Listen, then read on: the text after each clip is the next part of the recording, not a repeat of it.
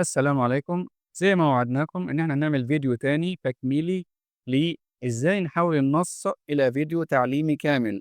بس في الموقع ده مش مجرد إنك بتحوله لفيديو تعليمي وبس، مش مجرد حاجة بتشرح وبس، لا ده أنت ممكن تعمل الموضوع على هيئة شخصيات وقصة وفيديو كرتوني للطلاب. الكرتون والأنمي دي حاجات قريبة لعقلية الطلاب، فلما يشوف المعلومة بتاعته على هيئة فيديو أنمي أو تعليمي بالشكل الجميل ده، هتبقى المعلومة سهلة إن هي توصل للطالب لأنه هينجذب للشخصيات والألوان والأشكال اللي فيها. خلينا نجرب ده مع بعض ونشوف هنعمل ده إزاي بموقع ماجيك لايت. أنا مستر عماد عبد الكريم، بحب أشارك معاكم أدوات ذكية ومواقع تساعدنا في شغلنا وتوفر وقتنا. ندخل على شريط البحث من هنا ونكتب في البحث ماجيك لايت. تمام. واختار شكل الموقع اللي بالشكل ده. تمام، لاحظ اللوجو بتاعه. هيفتح معايا الموقع بالشكل ده. اضغط على لوج ان واسجل في الموقع بالجيميل بتاعي او اقدر اسجل بايميل مؤقت زي ما شفنا في الفيديو اللي قبل كده. بعد ما اسجل في الموقع بيظهر لي بالشكل ده. تمام. في اختيارات كتيره وفي اشكال كتيره لفيديوهات الناس عملوها قبل كده، هي موجوده على الموقع. تمام زي ما انتم شايفين. انا بشتغل على الجزء ده اللي هو ستوري تو فيديو، يعني حول القصه لفيديو. بيظهر معايا الموقع فيه شوية اختيارات اللي هو سمارت سكريبت أو بيزك سكريبت. سمارت يعني إيه؟ بتحط له السكريبت هو بيعدل فيه شوية حاجات كده بالذكاء الاصطناعي ويخليه مناسب لموضوع الفيديو. بيزك يعني هتحط له السكريبت هيلتزم بيه بالظبط، ودي شوية حاجات هنشرحها دلوقتي. طيب نرجع لنفس السؤال دلوقتي، أنا إزاي هحط له النص؟ هجيب النص بتاع الفيديو منين؟ أنا عاوز أعمل فيديو شرح لحالات المادة وتحولات المادة مثلا، أجيب الكلام ده منين؟ أدخل على تشات جي بي تي واكتب له اعمل لي سكريبت فيديو يشرح حالات المد. تمام. وتحولاتها. عايز تكتب له بقى كمان تفاصيل انواع حالات الماده الاربعه وكذا، مفيش مشكله. عايز تسيبه كده بسيط براحتك، اكتب التفاصيل لتشات جي بي تي زي ما انت عاوز. اعمل لي سكريبت فيديو يشرح حالات الماده وتحولاتها، ويكون مناسب لموقع طبعا ماجيك لايت. ونشوف كده هيظهر ايه.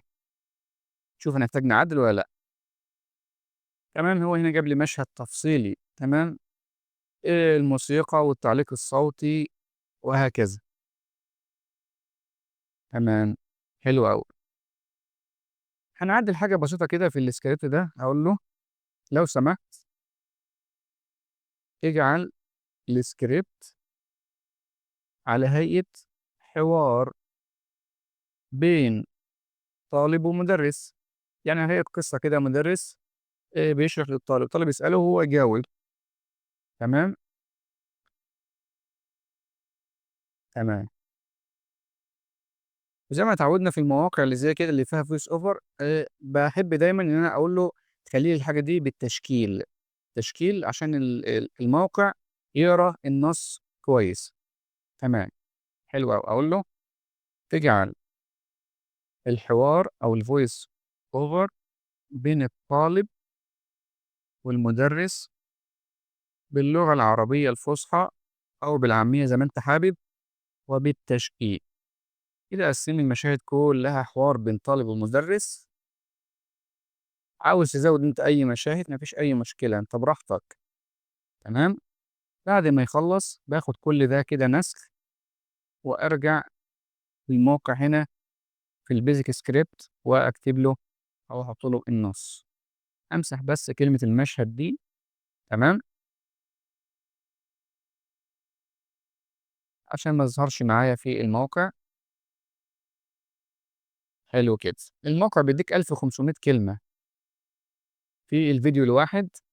باختار من الناحية اللي في الشمال دي بقى الشكل بتاع الفيديو حجم الفيديو. حجمه يعني في landscape اللي هو الفيديو بالعرض كده الطبيعي، أو portrait يعني اللي هو العمودي. العمودي يعني اللي هو زي مناسب للتيك توك والreels والحاجات دي. طيب أنا هاختار landscape. وطبعًا لازم أختار هنا اللغة، أي لغة أنت عاوزها، إنجليزي، لغات مثلًا لو أنت مُدرِّس في اللغات، أو اللغة العربية. وباختار هنا style الفيديو براحتي زي ما أنا حابب، مثلًا واقعي، شخصيات واقعية يعني حقيقية، أو 3D كرتون، أو Pixar زي ما أنت عاوز، وبعدين أضغط على Next. عمل لي هنا الفيديو، قال لي هيبقى عبارة عن 13 مشهد، حلو أوي. هيكلف كام؟ هيكلف 65 كريدت، الموقع بيديك 300 كريدت، يعني تقدر تعمل أكتر من فيديو بالإيميل الواحد. بعد كده لو أنت حبيت تعمل فيديوهات تانية، ادخل بإيميل تاني أو إيميل مؤقت، ما فيش أي مشاكل، الموقع مفتوح معاك في الحالتين. بيبني هو القصة، شوف هيظهرها إزاي. تمام. جاب لي هنا 3 شخصيات، student الطالب والبروفيسور، وكمان شخصية ايس هنشوف هيعرضها ازاي. باضغط هنا على اوتوكاست عشان هو ينشيل الشخصيات. تمام. الايس ده مش واضحة او ملهاش دور في القصة بتاعتي، ممكن احذفها من هنا. تمام. وحابب انا اعدل في شكل الشخصية، اضغط على ايديت من هنا، واختار اي شكل من الاشكال دي مناسب لشكل الطالب زي ده مثلا، واتك هنا على او اضغط هنا على كونفير. والمدرس نفس القصة، أضغط على edit واختار شكل مناسب للمدرس، أي شكل أنت حابه مناسب للفكرة بتاعتك زي ده مثلا، وأضغط على confirm. تمام. أدوس بعد ما أخلص بقى الشخصيات بتاعتي على next. بيبدأ يحمل هنا المشاهد اللي هم 13 مشهد ورا بعض كده، بيحمل أو بينشئ الصور بتاعتهم عشان نشوف هيظهروا معانا بشكل رائع وجميل وجذاب إزاي للطلاب. شايفين يا جماعة؟ مجرد نص بسيط دخلناه الموقع، عمل لي مشاهد كاملة لشخصيتين، وأنشال الشخصيات بالشكل الجميل اللي احنا شايفينه. شايفين يا جماعة؟ دلوقتي هو أنشأ خلاص وخلص لي كده ال 13 مشهد. أعمل إيه دلوقتي؟ عاوز أشوف كده أول مشهد هينطقه إزاي أو هيتكلم إزاي أو إيه القصة. هتلاقي فوق هنا الفويس أوفر، يعني الشخصية اللي بتتكلم. عندك شخصيات كتيرة جدا، تختار منها اللي أنت عاوزه. أنا هختار مثلا زياد ده، واتك هنا على فويس اوفر، واعمل بريفيو عشان اشوف كده هينطق الكلام ازاي.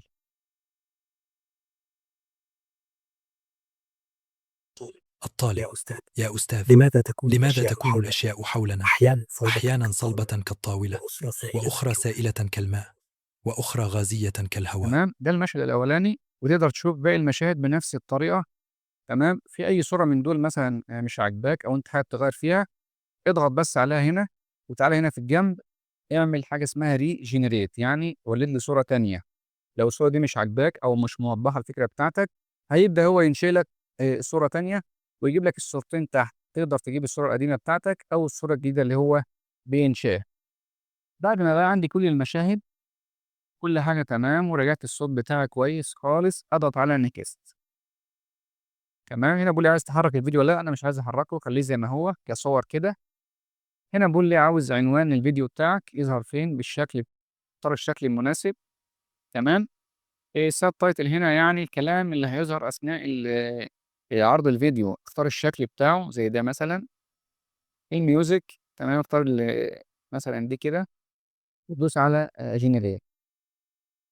ياخد معاك الحجم بتاع الفيديو، والريزولوشن بتاعته طبعا 720، ده مناسبه جدا وقويه كويسه. واضغط على اوكي وانتظر. تمام. اقعد اسئله كده على السريع لحد ما يعمل الفيديو. اختار اي حاجه من دول. تمام. هنا بيجيب لك كمان ملخص كده للفيديو، ووصف ليه لو انت هتنشره مثلا على الفيسبوك او على اي موقع، بيديك وصف كده للفيديو. وهنا بيديك كمان هاشتاجات لو انت هتنشره زي ما احنا قلنا على الفيسبوك او اي موقع. الهاشتاجات دي مهمه عشان بتساعد في نشر الفيديو، تقدر تعملها تحت الفيديو. بعد ما يخلص بيقول لي الرساله دي انت عاوز تشوف دلوقتي شكل الفيديو النهائي سبميت، او تشوف الاول كده. طبعا ندوس على سبميت. خلاص. اوكي. يعني اعمل لي بقى الفيديو كده، وروني بشكله عامل ازاي. نشوفه كده مع بعض. الطالب: يا أستاذ، لماذا تكون الأشياء حولنا أحيانا صلبة شايفين يا كالطاولة، جماعه؟ وأخرى سائلة مجرد كالماء، نص بسيط قدرت وأخرى اوصل لايه. غازية انا ما عملتش كالهواء؟ ايه مجهود، انا بس المدرس: دخلت الموقع النص، سؤال وظهر لي رائع، الموقع الفيديو بالشكل هذا ما الجميل ده. نسميه. تمام. بعد ما اخلص بقى عاوز احمل فيديو عندي، اضغط على داونلود من هنا. هيبدا يحمل معاك على الجهاز بتاعك، وتقدر تشوفه بكل سهوله. تحمّله أو تنزّله على أي موقع أو براحتك خالص. أتمنى الفيديو يكون عجبكم، لو الفيديو عجبك اعمل لايك للفيديو، اعمل اشتراك في القناة لو لسه ما اشتركتش، واكتب لي في الكومنتات الفيديو ده مفيد ليك والّا لأ، ومحتاجين نتكلم في الفيديو الجاي عن إيه، وشكرًا لحضراتكم والسلام عليكم.